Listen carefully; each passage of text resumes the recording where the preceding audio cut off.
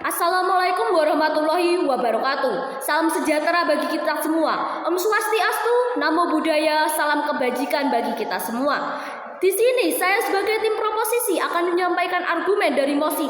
Dengan asumsi dapat dilakukan, dewan ini akan mengembangkan robot berbasis intelligence atau AI yang dapat meniru orang-orang terkasih yang telah meninggal dalam hal penampilan, kepribadian, dan tingkah laku. Nah, pada saat ini kita semua tahu bahwa kita sendiri telah hidup dalam era teknologi yang telah berkembang pesat, sehingga dapat membuat robot yang dapat meniru orang-orang terkasih yang telah meninggal. Nah, kita semua tahu bahwa terjadi banyaknya kasus orang yang terkena penyakit mental karena ditinggal oleh orang terkasih. Seperti pada tahun 2020 sendiri, kita semua tahu bahwa Indonesia telah dilanda oleh virus COVID-19 yang mengakibatkan banyaknya orang yang telah meninggal. Nah, sehingga pengembangan robot yang dapat meniru orang-orang terkasih yang sudah meninggal dapat mengobati kesehatan mental bagi mereka yang ditinggalkan. Saya mendukung mosi tersebut dengan tujuan dapat mengobati orang yang telah ditinggalkan oleh orang terkasih atau pengobatan mental dalam segi psikologis untuk pengembangan teknologi yang berkembang pesat. Pengembangan teknologi di negara kita sendiri agar tambah berkembang pesat. Yang ketiga adalah membantu proses pengobatan dari segi psikologis yang seperti yang sudah saya katakan tadi. Yang keempat adalah menginspirasi orang yang telah ditinggalkan dalam segi perilaku, tingkah laku atau kepribadian orang yang sudah meninggal tersebut yang baik. Yang kelima adalah mendorong pertumbuhan ekonomi negara yang telah mengembangkan robot tersebut. Nah, mengapa dengan mengembangkan robot berbasis AI kita dapat mendorong pertumbuhan ekonomi negara yang mengembangkan robot tersebut, dan kenapa kita dapat menyembuhkan penyakit psikologis dari orang yang telah ditinggalkan? Yang terdapat 3 alasan utama mengapa saya mendukung mosi ini. Yang pertama adalah untuk mengobati kesehatan mental dan rasa kangen. Kita semua tahu bahwa ketika ditinggalkan oleh orang terkasih yang sudah meninggal akan timbul rasa kangen dan tidak sedikit juga yang mengalami gangguan mental. Pada tahun 2020 sendiri, yang seperti yang saya katakan tadi bahwa Ibu Dewan Juri, bahwa Indonesia sendiri dilanda COVID-19 yang menyebabkan banyaknya orang meninggal, sehingga banyaknya muncul orang yang terkena gangguan mental akibat orang terkasih yang meninggal. Pada studi kasus psikologis terdapat gangguan mental yang diakibatkan oleh kehilangan orang tersayang.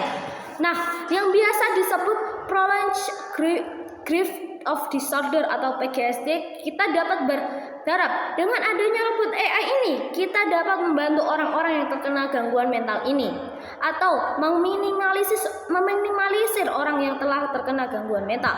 Contoh kasusnya sendiri adalah seorang pemuda yang mencoba bunuh diri akibat ditinggalkan oleh kedua orang tuanya. Mungkin karena mentalnya tidak kuat, dia mengalami gangguan mental. Yang kedua adalah untuk diperkenalkan pada generasi selanjutnya dan dapat menginspirasi dari orang yang sudah meninggal. Nah, menginspirasi ini dari segi apa sih? Dari segi kepribadian, tingkah laku yang baik. Nah, ini dapat digantikan oleh robot untuk diperkenalkan pada generasi selanjutnya dan dapat menginspirasi generasi selanjutnya dalam segi kepribadian dan tingkah laku. Misalnya adalah seorang kakek yang sudah meninggal dan memiliki perilaku dan kepribadian yang baik. Hal tersebut dapat menginspirasi generasi muda untuk dalam segi perilaku dan kepribadiannya. Yang ketiga adalah terjadinya pengembangan ekonomi ketika sebuah negara dapat memproduksi robot tersebut.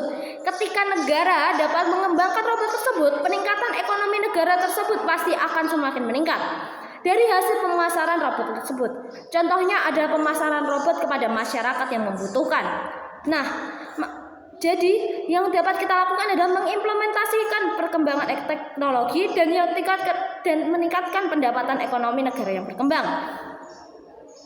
Apabila tim oposisi mengkhawatirkan masalah ekonomi, pemerintah tidak akan membedakan miskin atau kayanya masyarakat yang akan membeli robot tersebut.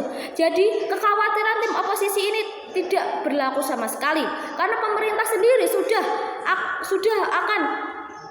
tidak membeda-bedakan antara miskin dan kayanya masyarakat mereka atau warga mereka, tapi memproduksi robot tersebut untuk masyarakat mereka atau warga mereka yang membutuhkan. Yang kedua adalah, lalu apa apabila tim oposisi bilang, oh ini nggak bisa karena ini tuh tidak etis, itu tidak mengaruhi karena ini untuk pengobatan psikolog dari segi psikologis dan rasa kangen.